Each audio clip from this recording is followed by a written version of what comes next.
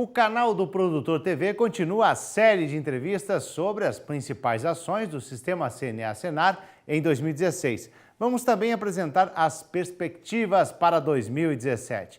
Hoje o nosso assunto é o trabalho da Comissão Nacional de Assuntos Fundiários. E para conversar comigo, eu recebo aqui no estúdio o coordenador de assuntos estratégicos, Ciro Siqueira. Bom dia, Ciro, seja bem-vindo. Bom dia, Marcelo. É sempre um prazer estar aqui conversando com os nossos produtores e principalmente prestando conta do trabalho que a gente fez aí nesse último ano, né? Então, Ciro, quais foram os principais problemas enfrentados, então, pela comissão em 2016? A Coordenadoria de Assuntos Estratégicos ela tem três áreas, né? Tem a área de infraestrutura, de empreendedores rurais, a Comissão Regional do Nordeste e tem também a Comissão de Assuntos Fundiários, que eu fiquei ligado mais especificamente.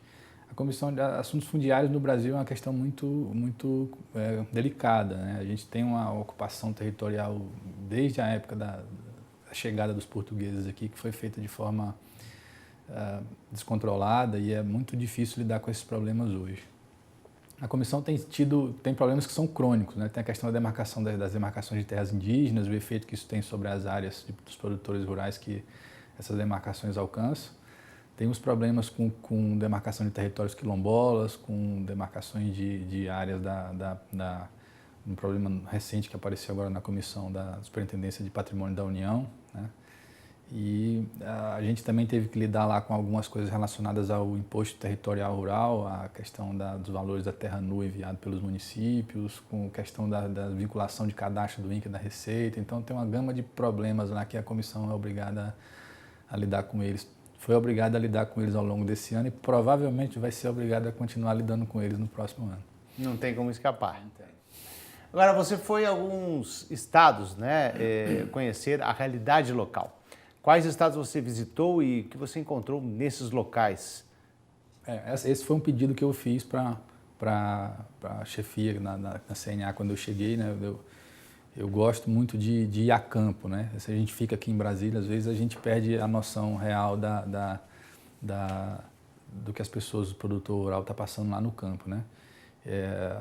Uma coisa é você defender o produtor rural contra a invasão de propriedade aqui de Brasília, outra coisa é você ir lá no Pará e ver o cara chorando porque está fora da propriedade dele há muito tempo e não tem reintegração de posse. Então eu fiz questão de ir aos locais e ver os problemas pelos quais o produtor rural está passando nos locais, né? Então, infelizmente eu não tive tempo de ir em todas as federações, mas eu fui naquelas onde os problemas eram mais agudos a princípio, né? Tive em Mato Grosso do Sul, foi a primeira que eu fiz questão de ir, porque tem um problema sério lá com demarcação de terras indígenas.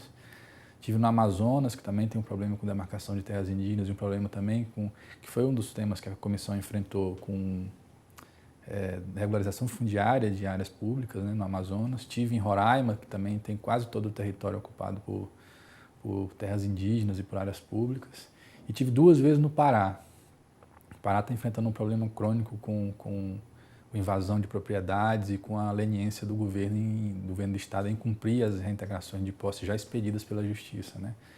Então eu tive duas vezes lá para tentar ver esse processo de perto e pretendo no próximo ano visitar outras federações e, se possível, até as mesmas para ver que pé que a coisa anda lá no campo. Agora, dentro desse relato, né, qual é a importância para a gente reforçar realmente isso, de conhecer in loco essas realidades? Para mim é fundamental.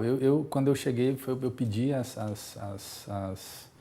chefia que eu pudesse fazer isso, porque eu acho que é fundamental você defender o produtor rural sabendo o que o produtor rural está passando, né? Eu sou produtor rural também, eu vim de uma família de produtores rurais, então eu já tinha uma série uma ligação, né, com o campo.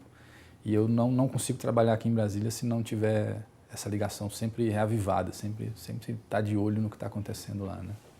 Impressiona todas essas realidades que você visitou?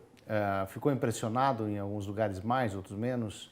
Muito, assim, apesar da gente conhecer a realidade das pessoas, é muito impactante. Eu estive no estado do Pará, onde tem propriedades, produtores rurais lá que estão fora da propriedade há anos. Então, com a ordem de reintegração de posse, ou seja, a justiça já mandou que o estado tirasse os invasores da propriedade, ele tem a ordem na mão e não consegue entrar na propriedade. A casa que o cara construiu na propriedade foi queimada, a capelinha que a pessoa fez para exercer o credo dela lá foi queimado pelos invasores, a pessoa não consegue nem sequer acessar o local onde ela morava, né? Então isso é muito impactante lá. Eu vi barricadas feitas lá pelo nosso pessoal para evitar a invasão de propriedade, ou seja, né, é praticamente uma realidade completamente diferente. Aqui em Brasília a gente não tem noção disso se não for até lá. É um clima de conflito, é um clima de insegurança, principalmente? É um clima de insegurança que assim, afeta muito a vida das pessoas, né? Assim, você vai lá e conversa com as pessoas e você vê nos olhos delas a angústia que elas estão passando, o problema que elas estão vivendo, né? Isso é muito premente, muito visível nos estados que estão tendo problema com esse tipo de coisa, né? No estado do Pará eu vi isso, no estado do Mato Grosso do Sul tem isso. Quase todos os estados que têm invasão de propriedade tem esse problema. Assim. E eu me sinto muito mais forte para fazer a representação do produtor rural aqui em Brasília, que é a função da comissão, tendo visto isso e tá sempre buscando estar perto desse tipo de coisa, né? Isso reforça aquelas decisões tomadas em gabinete sem realmente conhecer essa realidade? Normalmente essas realidades acontecem porque tem decisões tomadas aqui em Brasília que não conhecem isso, né? Ou seja, você não vai lá, você toma uma decisão aqui sem ter noção do efeito que isso vai ter no campo e acaba que isso afeta a vida das pessoas, né? Então, assim, você conhecer aquilo, na minha opinião, é fundamental para fazer um bom trabalho aqui de representação. Né? Porque o que vem é papel, né? Confere, está aqui, e aí acontece essas demarcações ou essas retomadas e o produtor fica sem ter o que fazer. Fica sem ter o que fazer. A gente teve experiências aqui que a comissão enfrentou em anos passados, esse ano de 2015, em função da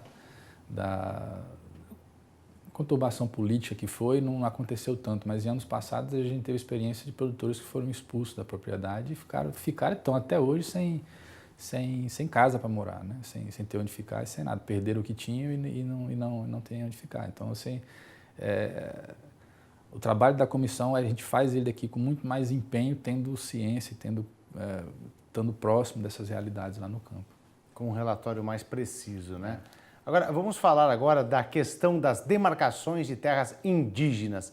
Você esteve em Roraima, onde fica a famosa terra indígena Raposa Serra do Sol, e em Mato Grosso do Sul, que é outro estado crítico nesse tema. Como foi o ano de 2016 e como você acha que será o ano de 2017? Essa questão da demarcação das terras indígenas, ela está passando por um processo de metamorfose, vamos dizer assim. Né? A palavra não é bem adequada, mas para o engenheiro agrônomo gosta desses termos, né? Depois do julgamento do caso da Raposa Serra do Sol, que você citou aí, o Supremo Tribunal Federal estabeleceu algumas regras que eles chamam de condicionantes, né, que eles retiraram da própria Constituição e estabeleceram isso como critério para a demarcação de terras indígenas. E boa parte das demarcações que a FUNAI vinha fazendo em anos recentes e continua tentando fazer agora, era feita contra essas regras, né, ou sem observar essas regras que o Supremo estabeleceu. E depois que o Supremo transitou em julgado o caso da Raposa Serra do Sol, todo o processo de demarcação de terras indígenas que o Estado, que o governo vinha fazendo, vai precisar ser adequado, ou está sendo adequado a essa nova realidade, a essas regras que o processo administrativo não pode deixar de cumprir.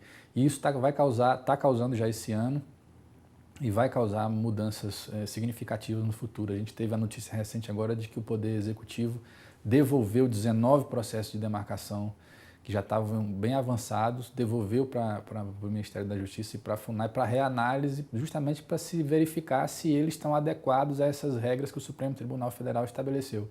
Então, esse ano de 2016 foi um ano em que essa metamorfose começou a ficar clara, ou seja, os processos de demarcação vão ter que se adequar a essa nova realidade e isso vai ficar mais claro na medida em que o tempo passar. Eu acho que em 2017 nós vamos ter novidades bem interessantes aí nesse processo de demarcação de terras indígenas, no sentido de garantir o direito de todo mundo, né? Garantir tanto o direito das comunidades indígenas, sem expropriar ou sem tirar o direito das comunidades não indígenas, que era o que vinha acontecendo com as demarcações da FUNAI sendo feitas sem observar essas condicionantes que o Supremo estabeleceu no caso da Raposa Serra do Sol. Então a gente acha que no futuro, isso já está acontecendo, mas vai ficar muito mais evidente no futuro próximo que todo mundo vai ter o seu direito garantido, tanto os indígenas, da parte deles, quanto os produtores rurais da nossa parte. É um marco, então, Raposa Serra do Sol, sem dúvida nenhuma.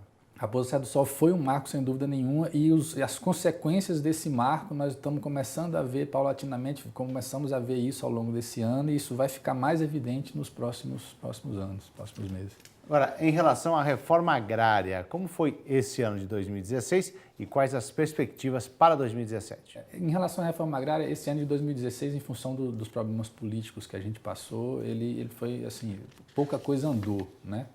E a reforma agrária também, o processo de reforma agrária também não andou muito, né?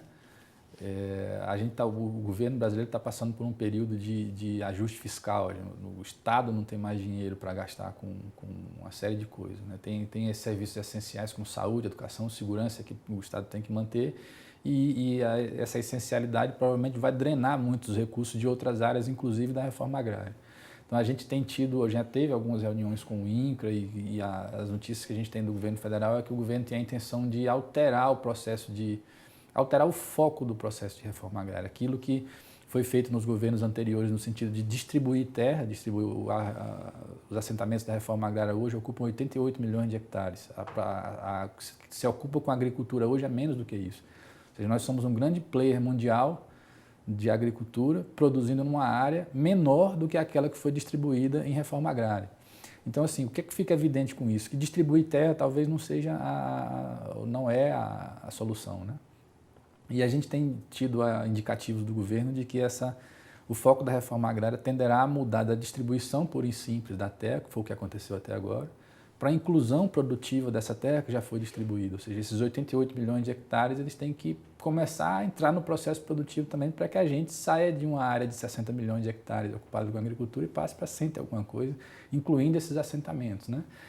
Então, eu acho que no futuro também vai ficar muito clara essa mudança de postura em relação à reforma agrária. Ou seja, vai ser muito menor o foco na distribuição de terra e muito maior o foco na inclusão produtiva desses assentamentos, na adequação. Nós tivemos um problema com o Tribunal de Contas da União, apontou uma série de irregularidades em assentamentos, né? Ou seja, nós vamos agora resolver o problema, vamos tirar as irregularidades, vamos ver quem está nos assentamentos, vamos dar assistência técnica e recursos para esses assentamentos entrarem no processo produtivo, e isso provavelmente vai reduzir conflitos. Ou seja, a maior parte dos conflitos que a gente tinha decorrente de demanda por reforma agrária era porque o pessoal queria que a terra fosse distribuída. Na medida que o foco deixa de ser a distribuição de terra e passa a ser a inclusão produtiva, é bem possível que os conflitos nessa área sejam reduzidos. Aos poucos sejam solucionados.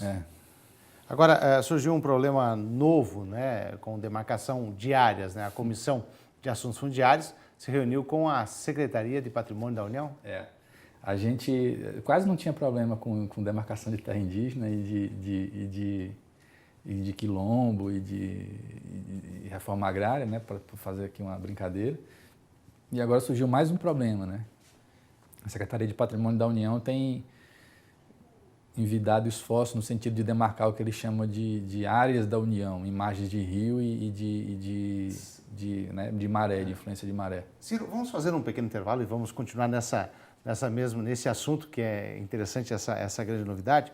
E nós voltamos logo depois do intervalo, continuamos então com o Balanço 2016, perspectivas para 2017.